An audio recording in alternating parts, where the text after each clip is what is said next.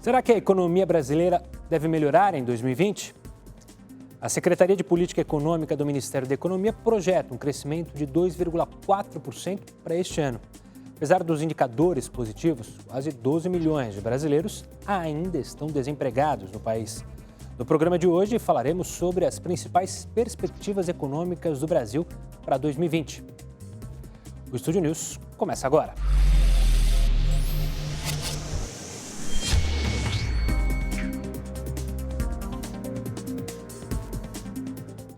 E para falar sobre esse tema, eu recebo Agostinho Celso Pascalíquio, economista e professor do Mackenzie, e Renato Breia, sócio fundador da Nord Research.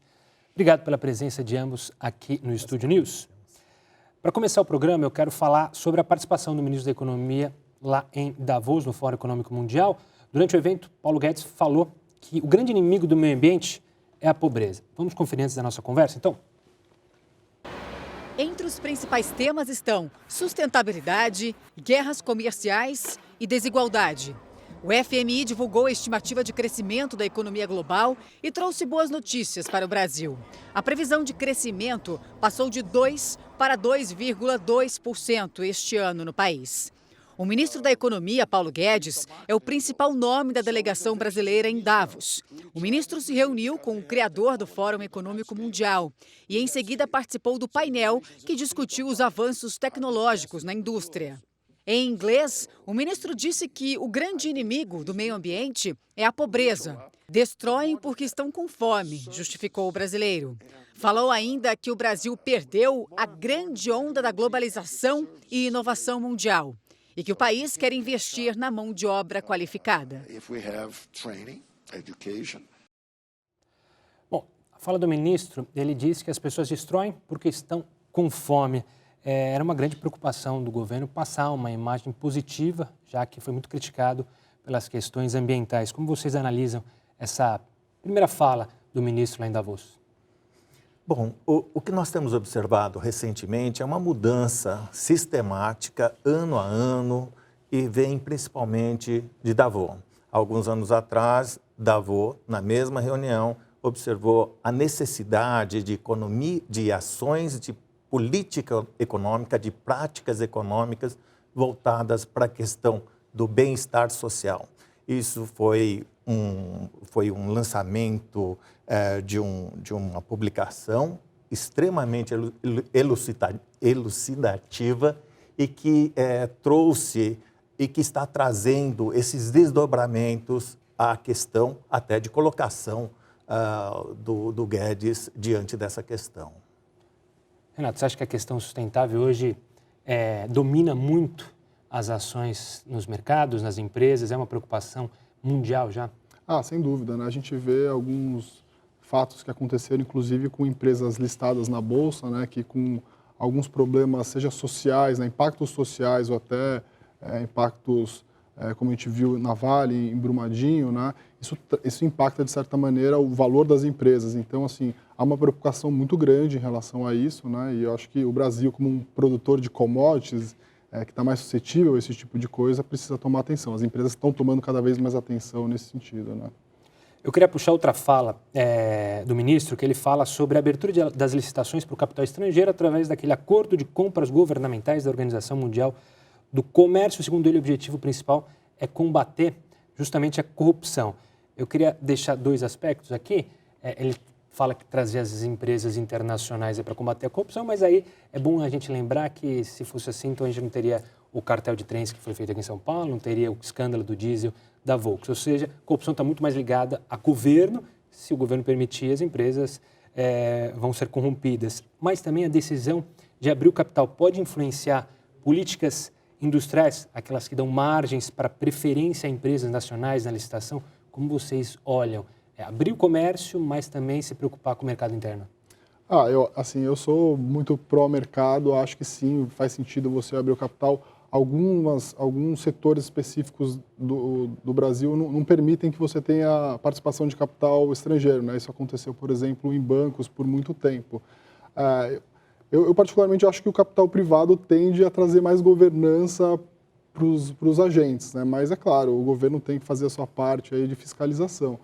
Mas, assim, dentro dessa ideia do Guedes, acho que assim, o Brasil deveria, sim, dar mais oportunidade para receber o capital de empresas estrangeiras. Eu sou muito favorável à abertura da economia ao mundo. Eu acho que uma série de ajustes serão resultados desse processo. É óbvio que pode haver uma resistência, existe naturalmente a tendência de internacionalização. A nossa economia é muito fechada aos aspectos internacionais. Protecionista, né? Algumas indústrias específicas, né? É uma crítica até do presidente Donald Trump, presidente americano, que citou que o Brasil é muito protecionista, né? Sim, exatamente. Então, essa questão merece um avanço. Eu não espero grandes avanços nos próximos 5 anos, mas um avanço gradativo. E isso vai trazer, sem dúvida, benefícios para todos. O governo já tem uma agenda, né, de privatizações, né? A gente não viu acontecer muita coisa ainda, mas eu acho que, inclusive, o Guedes, muito esperto, imagina que, resolvendo algumas coisas antes, ele tende a conseguir vender as empresas do governo a um preço melhor, né? E a gente viu o risco diminuir drasticamente. Então, você teve taxa de juros caindo, o próprio risco da reforma da Previdência, depois que passada, você trouxe uma percepção de risco muito menor do Brasil. Então, eu acho que, assim, desse ano a gente deve começar a ver algumas participações do governo. Só para dar um exemplo, né? O governo tem participação em empresas de capital aberto na Bolsa que são rentáveis. Qual o sentido disso, né? Então, assim, o governo não precisa ajudar empresas que são saudáveis, ele precisa investir em educação, né? Nas áreas sociais. Nas áreas sociais. Então, assim, por uma questão, enfim, de privilegiar os campeões nacionais, a gente fez isso lá atrás, dando dívida barata e participando do capital de empresas que hoje são empresas grandes e rentáveis. Então, assim, o governo deve diminuir a participação no Estado, né, e dar oportunidade tanto do capital privado local participar dessas empresas, quanto de investidores estrangeiros. Acho que traz governança para todo o ambiente. E a tecnologia é importante. Só lembrando a questão de telecomunicações diante do 5G, nós seremos incapazes de dar passos à frente se nós não assumirmos um papel internacional. É visível a deficiência em pesquisa, principalmente na área de telecomunicação. E essa internacionalização é importante para trazer empresas de qualidade, tecnologia de qualidade e integrar cada vez mais uma parcela significativa da população dentro desse processo que está por vir. Professor Renato, eu queria trazer agora analisar um pouco de 2019, já que a gente falou do ministro. O ministro citou lá em Davos que o Brasil cresceu 1,5%. Fazendo um balanço de 2019, você, Renato, falou há pouco da reforma da Previdência. O que vocês acham que pode dizer que o governo entregou para a economia cresceu, e o que não foi entregue, que dificultou esse crescimento? É um crescimento, há que se comemorar, mas foi bem aquém do que poderia ser, não? Eu acho que, assim, existe aí o Brasil sempre foi muito dependente do investimento do governo. O investimento do governo, ele tem um impacto muito rápido, né? Principalmente porque ele é feito, às vezes, de uma maneira não exatamente da melhor maneira, né? Quando a gente está falando de um movimento que você deixa do governo participar tanto para o empresário participar, o empresário ele toma uma decisão baseada muito mais em uma visão de longo prazo, uma decisão às vezes um pouco mais demorada, e o impacto pode demorar um pouco mais. Então, eu imagino assim, está tendo um crescimento ainda pequeno, né? 1,5% é muito pouco se você for pensar, mas eu acho que a gente pode ver um crescimento mais duradouro no longo prazo. Então, olhando assim, o governo sim entregou a reforma da Previdência, que é a reforma das reformas. Acho que ainda tem uma série de coisas que precisam ser entregues, né? Privatizações, por exemplo. A reforma tributária vai ser algo difícil de entregar, e eu acho que existe sim aí algum risco, né? Mas a gente vê o desemprego caindo muito forte, né? Então, isso é importante. A confiança do empresário, do consumidor aumentando. Eu imagino que isso deve acontecer, assim, a gente deve ver, né, as empresas melhorando, o PIB crescendo. Só lembrando, né, que o governo não só deixou de ter uma participação mais ativa nos gastos, né, por conta também da alimentação que ele pode ter agora, mas também do ponto de vista de crédito, né? Todos os bancos públicos saíram muito do setor, e também o BNDES praticamente não ajuda a impulsionar a economia. Então, você tem todo o setor privado agora financiando essas empresas no crescimento. Então, eu imagino que a gente pode ter um crescimento ainda não tão expressivo nesse ano, mas assim, talvez muito mais duradouro, se a gente for pensar assim. Não ser o famoso voo de galinha que o ministro gosta de citar. Exatamente. O crescimento, de fato, principalmente se você considerar o crescimento vegetativo da população de 0,8, se cresceu, por exemplo, próximo de 1,3, descontando esse crescimento vegetativo, ou seja, você precisa, pelo menos, repor o crescimento vegetativo. Nosso crescimento ficou menor ainda. Sem dúvida, é uma pequena evolução.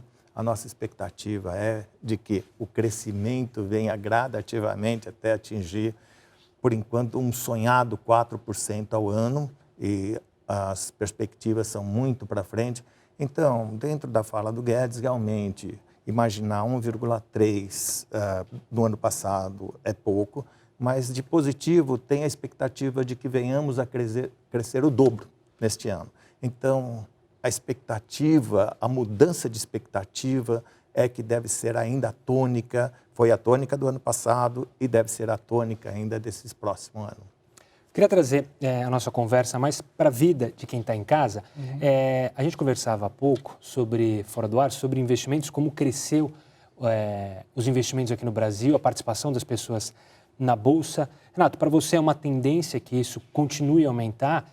E como essa mudança na forma de governar, a taxa de juros lá embaixo, há uma mudança também aonde investir, né? Muita gente ficava no títulos de renda, renda fixa. Como você imagina daqui para frente? Sim. A gente teve aqui por muito tempo uma jabuticaba, né? Você investia num fundo DI ou nos títulos do Tesouro Selic, né? Você tinha alta rentabilidade, segurança, que é o governo, né? Liquidez e sem volatilidade, porque os títulos eles não oscilam, né? Eles só vão diminuindo ou aumentando, mas eles não caem, né? Não tem marcação a mercado. Então, assim, para as pessoas era muito conveniente deixar o dinheiro parado no próprio banco, num produto até de qualidade inferior, né? Cobrando uma taxa de administração alta e tudo mais. O impacto para ele era muito pequeno, né? Uma taxa de juros a 12% ao ano, você ganha 1% ao mês sem fazer absolutamente nada. Então, todo esse estoque de dinheiro do brasileiro sempre teve muito atrelado à CDI. O que a gente vê hoje é uma taxa de juros a 4,5%, né? Indo para 4,25%, né? Com inflação aí de 3%. Basicamente, uma pessoa que faz a mesma aplicação, hoje ele não ganha nada se você for descontar o imposto de renda. Então, assim, hoje o brasileiro deixa de ser um rentista poupador para ser um investidor de verdade. Para você ganhar dinheiro no mercado, você precisa ser investidor. E como investir numa empresa, você tem que ter uma visão um pouco mais de longo prazo. Então, você precisa procurar instrumentos que podem te dar retorno no médio e longo prazo maiores do que a taxa de juros te oferece, né? Então, você tem que investir em títulos, por exemplo, de dívidas de empresa, né? Os CDBs de longo prazo, CRIs, CRAs, fundos multimercado, fundos de ações e ações diretamente. É assim que é no resto do mundo. O brasileiro ainda tem uma participação muito pequena do seu patrimônio total em bolsa, né? Enquanto no resto do mundo a gente vê países que têm 50%, porque a taxa de juros lá já é muito baixa há muito tempo. Então, as pessoas vão ter que mudar a cabeça, pensar como investidor e não mais como rentista. Então, acho que isso tem uma mudança transformacional. A gente vê, estava comentando com você antes de a gente começar, o número de investidores da Bolsa saiu de 800 mil no começo do ano passado para 1,6 milhão. E a gente vê crescendo mais ou menos 100, 150 mil por mês. Então, isso vai mudar. Né? Então... Professor, agora eu queria fazer a pergunta para você relacionada ao emprego, porque muita gente não tem dinheiro para investir, porque justamente está desempregado, a gente ainda tem uma taxa muito alta de desemprego. E quando a gente fala de expectativa para a economia, muita gente fala, finalmente vou conseguir meu emprego. E eu queria que você explicasse que, na verdade, não é tão simples assim, né? O desemprego dos indicadores é sempre o último a crescer. A gente ainda tem uma taxa ociosa, principalmente na indústria, muito alta. Como você analisa, o desemprego ainda vai perdurar por um bom tempo? Quando que a gente chega, talvez, no dígito? O que nós temos aí pela frente ainda é um novo crescimento por setores, né? Por enquanto, nós estamos ainda ocupando capacidade ociosa, principalmente de setores como varejo, bens de consumo duráveis, e não chegamos ainda a atender de maneira adequada as expectativas, por exemplo, do setor de construção civil, que tem uma tendência absorver emprego de maneira um pouquinho mais progressiva. E outros setores também, bens intermediários e bens de capital. Então, nós estamos num processo ainda de preenchimento de capacidade ociosa. É um processo lento, depende das expectativas e, em consequência, não gera emprego de maneira sistemática, no sentido de, sistematicamente, a cada mês, vamos ter uma absorção crescente e progressiva de mão de obra. Consequentemente, ainda é um ano que a gente vai ter essa ocupação de capacidade ociosa, que é, inclusive, interessante, apesar do crescimento de produtividade, que nós observamos no próprio setor agrícola. O setor agrícola está produzindo uma quantidade superior em termos de grãos, de capacidade, de produtividade, mas usando menos terra dentro desse processo de aumento de gradatividade. Quer dizer, você tem capacidade ociosa ainda dentro do setor agrícola, dentro do setor industrial e dentro do setor de serviços. Isso é visível quando se vai a qualquer lugar, vê lojas ainda fechadas, etc. Quer dizer, nós temos um processo a ser ocupado e ainda um processo de investimentos para gerar emprego. Esse é o motivo pelo qual, então, nós não estamos vendo de maneira progressiva, crescente, a absorção de mão de obra nesse período que nós temos ainda pela frente. Professor Renato, vou pedir licença para vocês para chamar um rápido intervalo. O Estúdio News volta em instantes, não saia daí.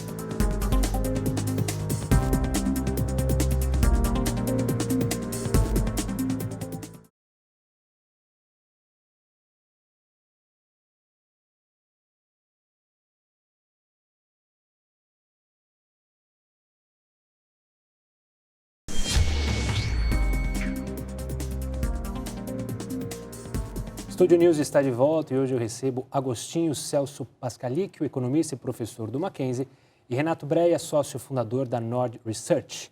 Senhores, a gente falou um pouquinho sobre reforma da Previdência no último bloco, mas eu já queria adiantar, vamos para uma reforma que está lá no Congresso, mas que, como depende do Congresso, depende de muito mais análise, muito mais tempo, não é algo simples. Reforma tributária. O sistema tributário do Brasil é confuso, é extremamente complexo, e todos concordam que é necessário uma reforma.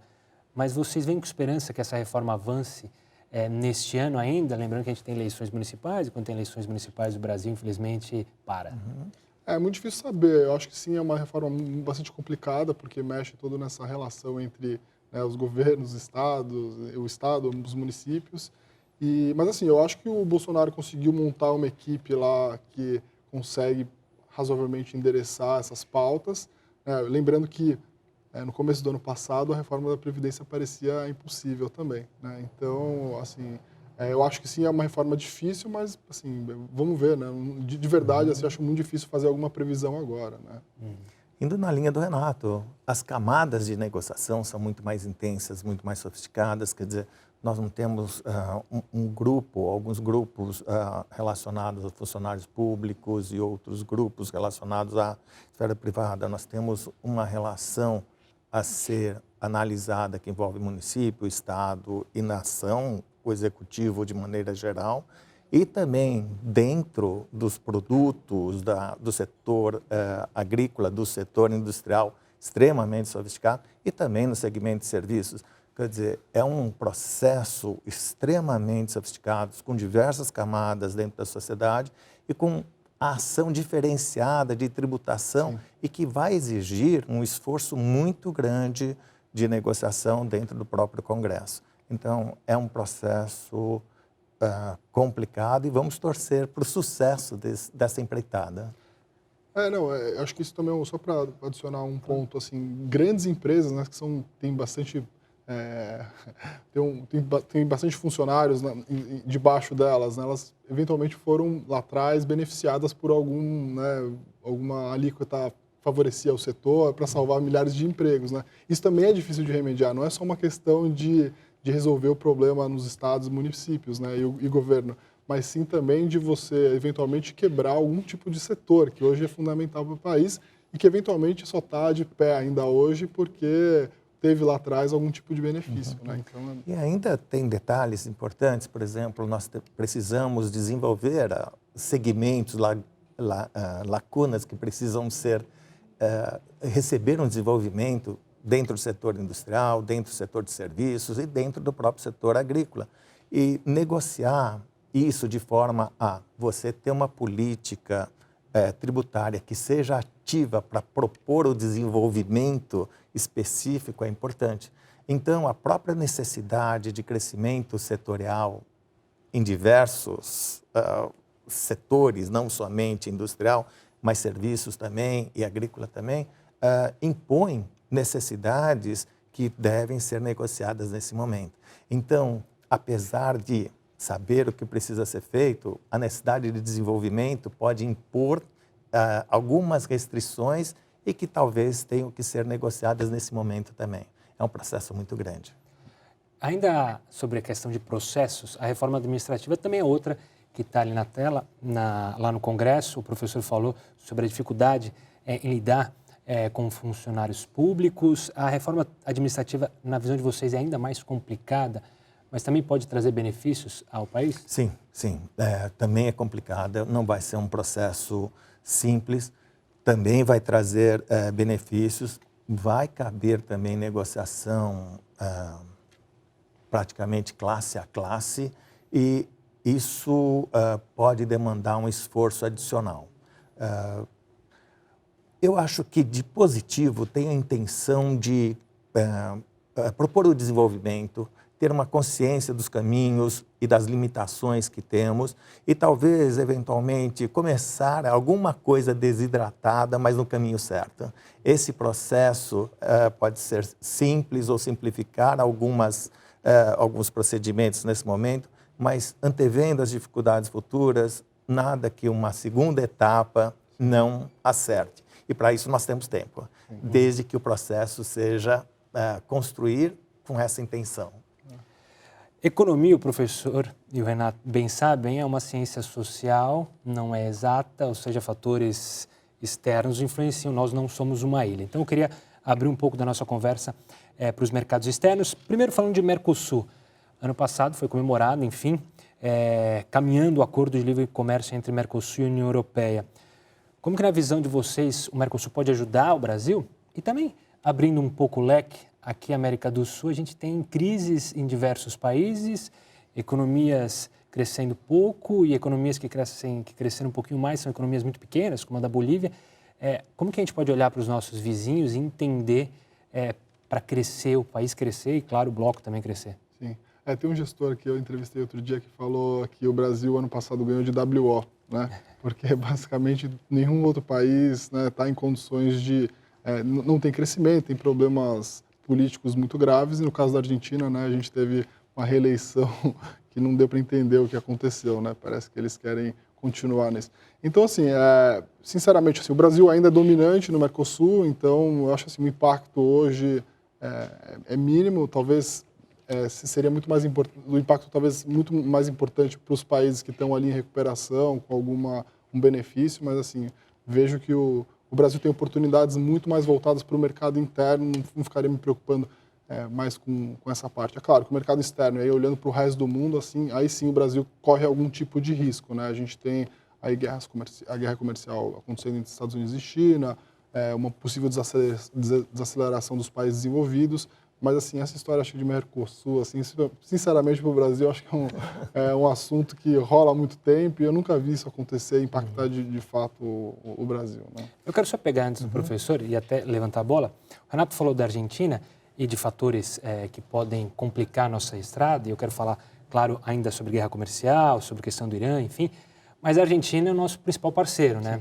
A necessidade de uma Argentina, pelo menos em recuperação, pode ajudar a nossa indústria, principalmente o setor automotivo, a voltar a crescer. Então, é uma preocupação o que pode acontecer na Argentina. O Renato bem falou sobre uma eleição, uma troca de governo, Cristina Kirchner na sombra do novo presidente.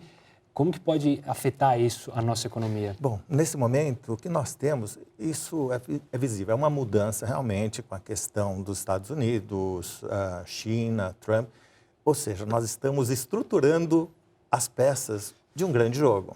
Algumas dessas peças estão mais fragilizadas e os acordos, apesar de estarem fragilizados também, como o Mercosul, mais ou menos cada um desses agentes, dessas peças, estão sinalizando, olha, eu existo, estou aqui, tenho algum problema, mas posso ser útil.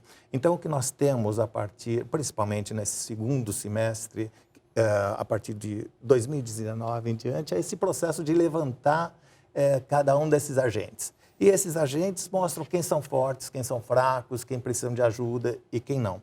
E esse processo, sem dúvida, vai colaborar no seguinte sentido. Quem aqui está precisando um pouquinho de ajuda? Caso da Argentina. Ele é um parceiro importante, então vai demandar uma ação, não só na parte internacional, de relações internacionais, mas principalmente econômica significativa. E aí nós temos agentes importantes, indústrias importantes que caminham e necessitam de articulação com isso. Momentaneamente podemos contar com a ação da recuperação, por exemplo, europeia, das taxas de juros negativas, colaborando inclusive para crédito e venda de produtos, internacionalização, sim. Eu só espero não perder novamente um pouco essa história, né? Esse processo, ou seja, o Brasil também integrar-se em termos internacionais a esse momento. Com isso, algumas questões mais localizadas, alguns acordos mais localizados podem demandar um pouquinho mais de tempo para receber uma atenção significativa. Esse, por exemplo, pode ser o caso da Argentina, mas sem dúvida vai ser tratado como aquela peça que tem algumas fragilidades e que podem ser reforçadas. Ainda falando desse mercado externo, então, abrindo mais, já que a gente falou um pouquinho da guerra comercial, Estados Unidos e China fizeram o primeiro pacto ali, o primeiro acordo, a primeira etapa do acordo comercial, mas há um risco desse ambiente externo tenso. A gente tem a questão do Irã, a tensão lá no Iraque. Isso pode atrapalhar os nossos planos? O Brasil, o ministro Paulo Guedes, sempre se fala confiante para os próximos anos, para 2021 crescimento. A gente tem que ficar atento com a armadilha que vem de fora, sim, que pode acabar afetando a nossa economia? Sem dúvida. O Brasil não é imune, né? Ninguém é imune, muito menos o Brasil. Eu acho que o Brasil pode, mesmo assim, mesmo dependendo de motores mais internos, né, sobreviver a um cenário externo um pouco mais turbulento. Quanto à guerra comercial, eu acho particularmente que eles sabem tratar muito bem assim, perante a imprensa. Assim, tem que lembrar que a imprensa no mundo gosta de bater mais no Trump do que qualquer outra coisa. Então, o que chega aqui para a gente também vem com muito ruído, né? Então, assim, eu particularmente acho que a gente vai ter aí alguma turbulência vindo com história de guerra comercial e também de eleições nos Estados Unidos, mas eu acho que o Brasil tem condições de, pela primeira vez, não depender tanto de um cenário externo, né? A gente tem um vento a favor aí que talvez a gente nunca viu, né? Juros muito baixos, apesar de a gente ser ainda muito dependente de preço de commodity, eu acho que a gente tem a gente pode crescer com volta de consumo aqui, as empresas se recuperando. Eu acho que a maioria dessas empresas fez um bom trabalho durante o período de crise, então acho que elas estão prontas para crescer. E como o professor disse mesmo, né, a gente ainda tem uma capacidade ociosa grande, ou seja, permite a gente crescer sem gerar inflação para a economia, o que permite que a gente consiga ter taxas de juros baixas ainda por algum tempo, né? Poxa, professor, falar... Eu vou pegar a questão do Irã. Só falar, aproveitar a frase, falar de inflação e não se preocupar é algo inusitado, né? Por anos a gente ficava preocupado sempre com a inflação. Eu vou aproveitar e pegar a questão do Irã. O Irã tem a seguinte preocupação em termos internacionais, o petróleo. E o preço do petróleo é uma incógnita nesse momento, em consequência da crise. E nós temos empresas aqui, Petrobras, e não somente as empresas diretamente ou que transacionam diretamente o petróleo, mas também os seus derivados, porque, lembrando, existe uma relação de preço entre a gasolina e o álcool, por exemplo. Então, e dentro disso nós temos todo o setor petroquímico.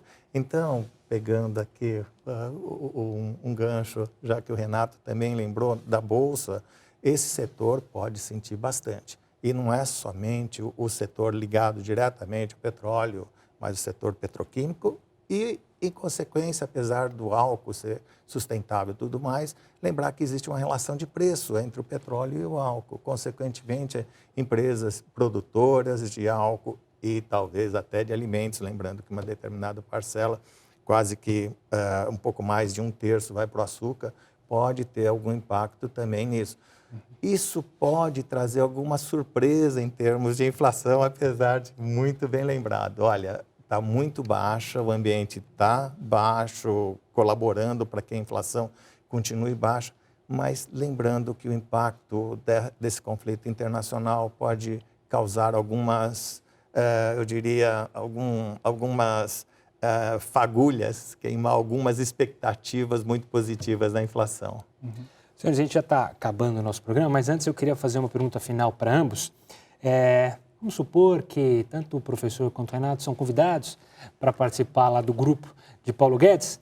O que deve ser prioridade para 2020? Pensando, claro, nesse ano, no tudo que a gente falou, o que vocês imaginam que deve ser prioridade para o governo em 2020 para a gente dar um salto na economia?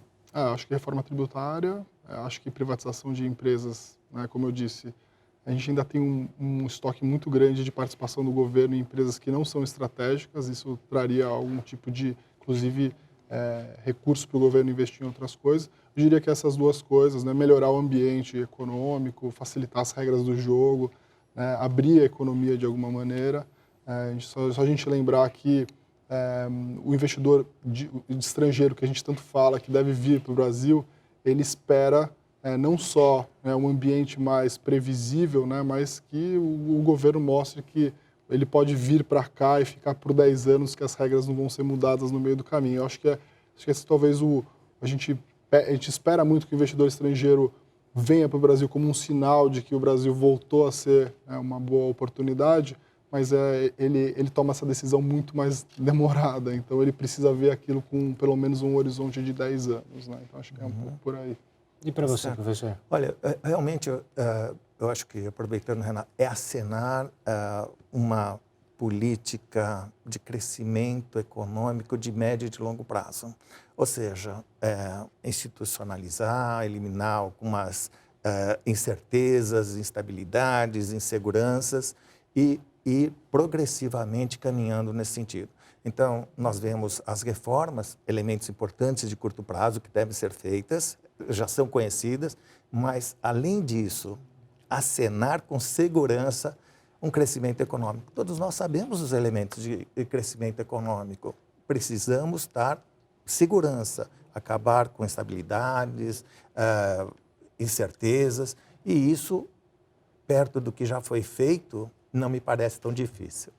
Professor Renato, muito obrigado pela participação de ambos aqui no Estúdio News. Eu te agradeço. Obrigado. Obrigado. O Estúdio News fica por aqui. Hoje eu recebi Agostinho Celso Pascalico, economista e professor do Mackenzie, e Renato Breia, sócio fundador da Nord Research. Você pode acompanhar essa entrevista também no nosso aplicativo Play Plus. Semana que vem tem mais. Até lá. Tchau, tchau.